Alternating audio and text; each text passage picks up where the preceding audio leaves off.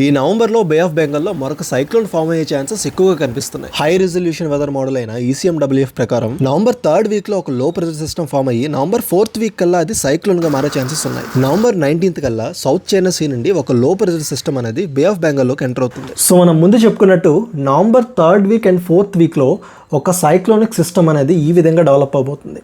So as per ECMWF forecast ప్రకారం చూసినట్టయితే మనకి November 3rd and 4th week మధ్యలో ఆ ట్రాన్సిషన్ పీరియడ్లో ఒక సైక్లోన్ పాసిబిలిటీ బే ఆఫ్ బెంగాల్లో చూపిస్తుంది.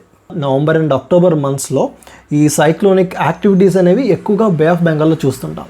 సో యాజ్ ఆఫ్ నఫ్ చూసినట్టయితే ఇది కంప్లీట్గా సైక్లోన్గా మారుతుందా లేదా డిప్రెషన్గానే మిగులుతుందా అనేది మనం ఇంకా చెప్పలేం. అయితే ఒకవేళ తుఫాను ఏర్పడితే ఇది ఏ రాష్ట్రం వైపు వస్తుంది అనేది ఇంకా మనం చెప్పలేం. As of enough Tamil Nadu and ఆంధ్రప్రదేశ్కి ఎక్కువ ఛాన్సెస్ ఉన్నాయి. ఈ వెదర్ మోడల్స్ ఎప్పటికప్పుడు అప్డేట్ అవుతూ ఉంటాయి. ఈ సైక్లోన్ గురించి 100% ఇన్ఫర్మేషన్ ఇవ్వాలంటే it's too early to say. ఈ సైక్లోనిక్ ఫేవరబుల్ కండిషన్స్ వల్ల సౌత్ ఆంధ్రప్రదేశ్కి భారీ వర్షాలు కనిపిస్తున్నాయి.